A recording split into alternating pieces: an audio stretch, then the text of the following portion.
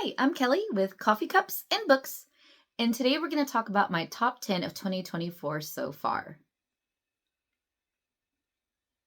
I just wanted to show my coffee cup of the day. It says it's cafecito and chisme time, and if you don't know what that means, it means it's coffee and gossip time. I got this on a girls' trip I took a couple of years ago, and I absolutely love it because I love coffee and pan dulce. Yum. Anyway, let's get to the books. So as of today, June 11th is when I'm filming this, I have read 46 books. So I decided to come up with a top 10 of what I've read so far. Now, something tells me at the end of the year, this list will not be the same because I've got some books coming up that I think will be amazing that will definitely get on this list, but that's for another video. Okay, but so far, let's talk about the top 10 of what I've read. Coming in at number 10 is The ABC Murders by Agatha Christie. Now, if you've never read Agatha Christie, I definitely recommend it. She has some great books, and she has some books that I haven't been a big fan of. I'm not a huge fan of the Tommy and Tuppence books. They're not my style, I guess. I've read a couple of Miss Marples, and I do like those. But my favorite by far is the Poirot books. Poirot, and I'm sure I'm not saying that right because I definitely can't do a French accent, but his the way he thinks, I just love it. Like, his books are usually spot on. I love reading about him, and this was no exception. There is a murderer who is murdering people who start with the ABCs. Like, the first murder is someone who has the initials A. The next one, the initials B, like AA, BB, things like that. And where they live also is there. So he quickly gets on the case and he works it and figure it out. And so you have to figure it out with him. As I said in my BookTube newbie tag, I tried to figure it out with him and I failed. I didn't get it right, but that's okay. I had fun along the way. Coming in at number 9 is Shutter by Ramona Emerson. I actually won this book in a Goodreads giveaway a couple of years ago, so I figured it's about time I got to it. This book is a mystery thriller. It's about Rita. She is a crime scene photographer who can see spirits. And so the spirits, there's a particular spirit who has convinced Rita, I'll say that in a way, to help solve her murder. And so she does this. This was a very good book. I really liked it, and I want to continue with the series. I know there's a second book in the series. I don't know if there's more, but I definitely want to continue. The interesting thing is Rita is a crime scene photographer, and to me, I was like, someone who could see spirits is a crime scene photographer. Very interesting. The crime scenes are very well described, which gave my scaredy cat self a little uncomfortableness. But so if you are not able to handle gory details, maybe there are some parts of this book you might want to skip. I know it was a little hard for me to read it at times because I am such a weakling when it comes to things like that. But I really like this book. Like, this book is definitely worth it to read if you can get past those parts. This book is, I thought it was interesting because Ramona Emerson, the author, is from New Mexico, and so am I. But I thought that was really cool. She is a Native American author, and I haven't read too many books from Native American authors, but that's something I definitely want to change in the future. So, number 8 is Green Rider by Kristen Britton. Ian the Reader first told me about this book and recommended it, and so I thought, yeah, sure, why not? And I really, really enjoyed it. It's very compelling fantasy. It's about this girl, and I forgot what her name is at the moment. Oh, and I don't have the book. I don't own the book to look. Oh, please forgive me. I'll put it on the screen. But she witnesses the death of a Green Rider, and he gives to her, before he dies, his last mission. And so she takes it up. And it's a very cool fantasy. I really like the different magic and the different people that you encounter in the series, and I definitely want to continue. in the series. I know that the new book is coming out in October. I'm not sure what number it is. So I'm really looking forward to catching up. So I need to get to number 2 pretty soon. Number 7 is The Wishing Game by Meg Schaefer. When I saw this come up on Book of the Month in June 2023, we're going to pretend that wasn't 2 years ago, and I'm just now getting to it. I knew I had to get it. The cover alone was absolutely gorgeous. I mean, look at it. I had to have it. I loved it. I really like this book. This book is about, I forgot her name, Lucy. She grew up reading a particular book series. Let's see if it says it here. No, it doesn't. About Clock Island. It's about a place called Clock Island. And she loved it. And now that she's grown now, she has a job. She wants to adopt a young boy that she works with, but she needs money. She doesn't make a lot. She's a teacher's assistant. And I can personally vouch because I am a teacher. Teacher's assistants don't make anything. Like, they need raises. Teachers do too, but teacher's assistants, for everything they do, they work so hard, they definitely need raises. So that was definitely true to life in here. She wants to adopt him, but she doesn't have the money. And so the author of the Clock Island series puts on a contest, and she enters. And so she participates, hoping to win the prize so she can adopt this boy and they can live a wonderful life. So it was very whimsical, very fun. It made me wish that the Clock Island books were an actual series that I can go and read, because they just sound so fun. But they're not, unfortunately. But I really like this book. So I suggest, if you are a book lover, which of course you are, you're watching this channel, you're watching this video right now, give it a chance. I really liked it.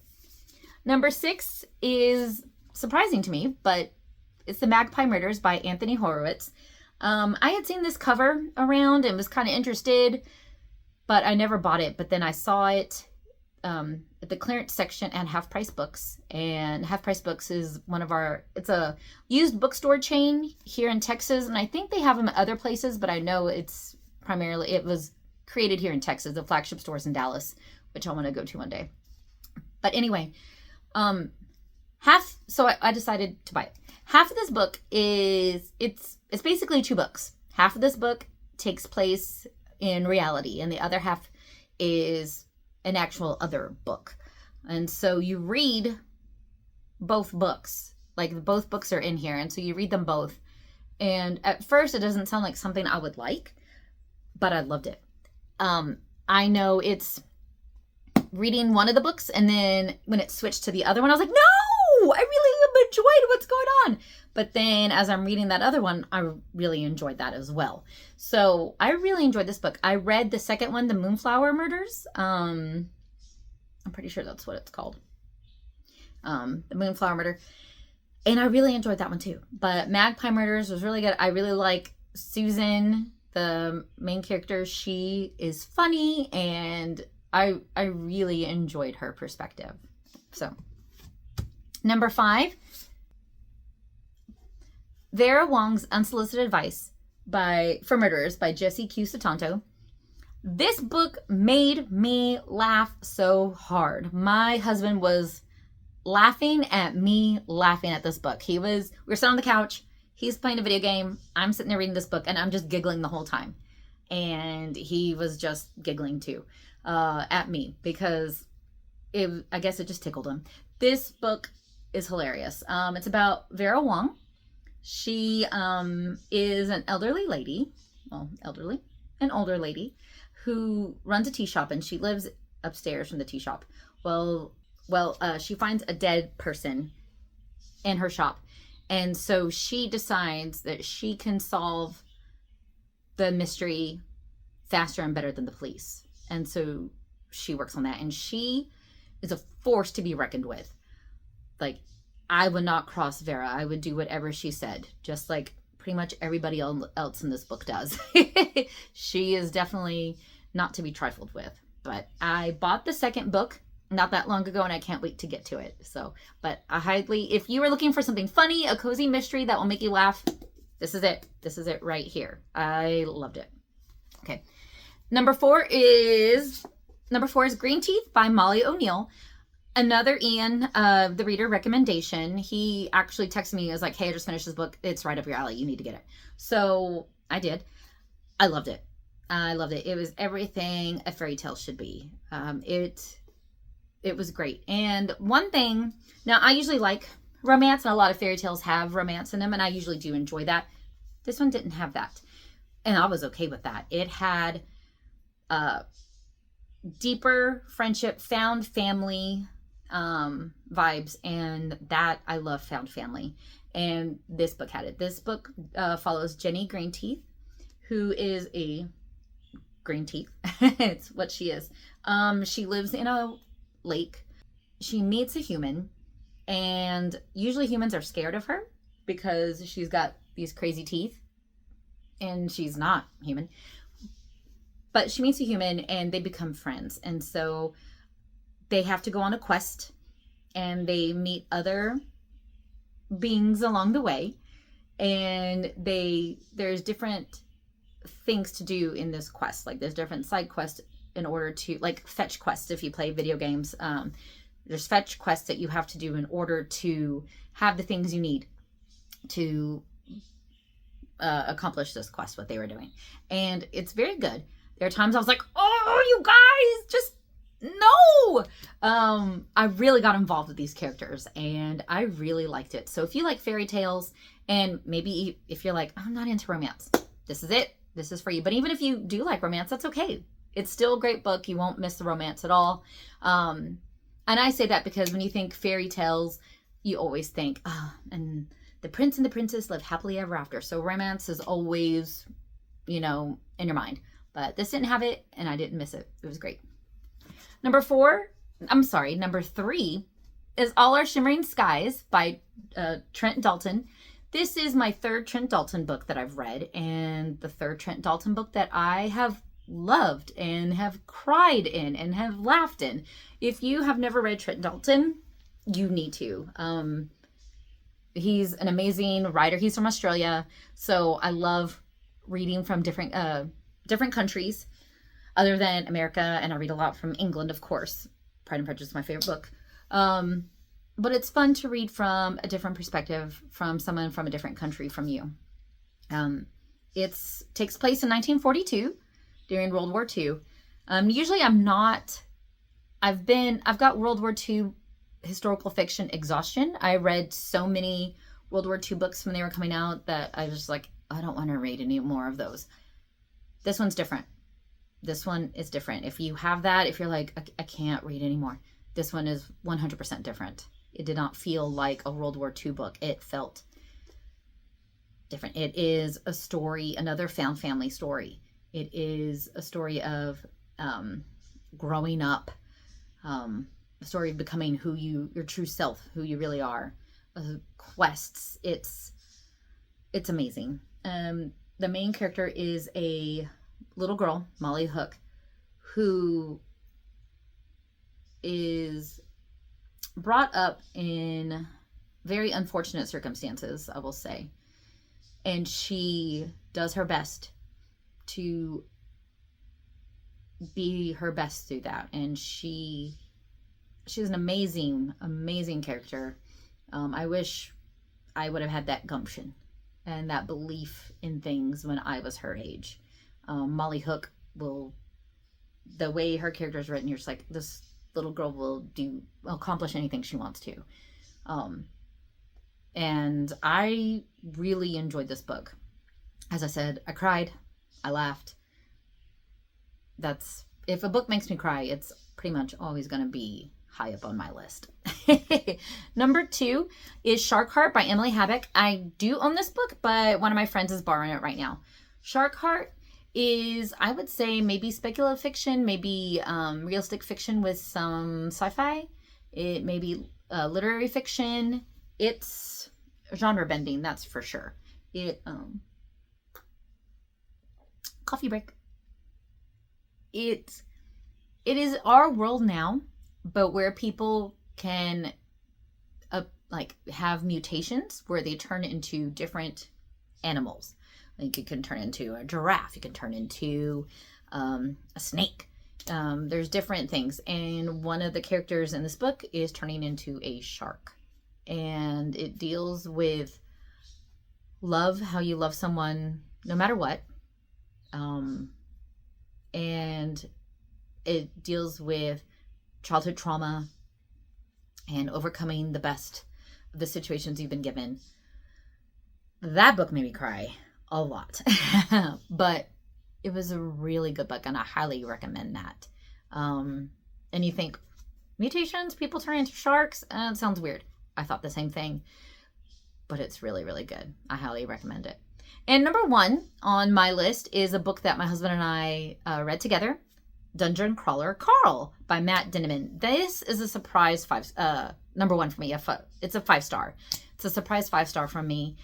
It's a lit RPG. I'm sure you've heard of it. It's taking over the literary world by storm.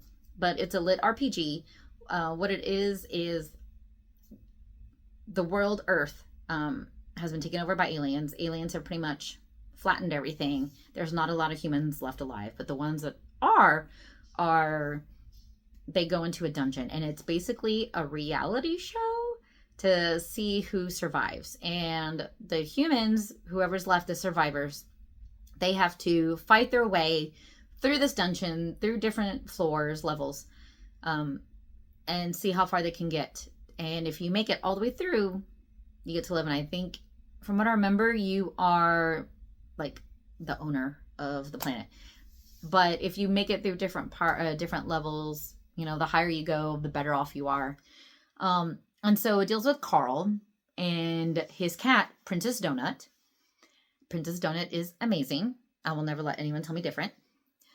But it's them going through the dungeon. And it reads very much like Dungeons and Dragons / video games, like RPG video games / Hunger Games type vibes. I didn't think I would like it. A lot of people I know love this book, but I didn't think I would like it. I knew my husband probably would. So I said, well, why don't we listen to it together? The audiobook is the way to go from everyone I've heard, which it is. And so we decided to listen to it together. Wow. It's funny. Like I did not think it would be that funny, but it's funny. It's interesting. After we would finish listening to part of it, we would just discuss, like, what do you think is going to happen next? And what do you think about this? What do you think about what Carl did? And so we would talk about it a lot. Right now we're listening to book 2, Carl's Doomsday Scenario. So maybe that will be on my end of year list. But if you have not read this book and you like humor, I suggest you go for it. The audiobook is definitely the way to go. The narrator does all the different voices, and it's amazing. I love it. So if you're thinking about reading it, go for it. That's my top 10 of 2024 so far as of June. I'm hoping by the end of the year, my wrap up, I will have some different books. I don't know how, these books are amazing, but I'm hoping for even better. Who doesn't want to read 5-star books? That's why we read. We want to be wowed. So anyway, thank you for joining me on this video. I hope you liked it. If you did, please give it a like. Subscribe if you think that I'm your style. Please leave me a comment. What are your top 10 books so far? Or just your favorite books so far this year? I would love to know. And if you've read any of these books, let me know what you thought about them, whether you liked them or you didn't. I would love to know. Thank you so much, and have a wonderful, wonderful day.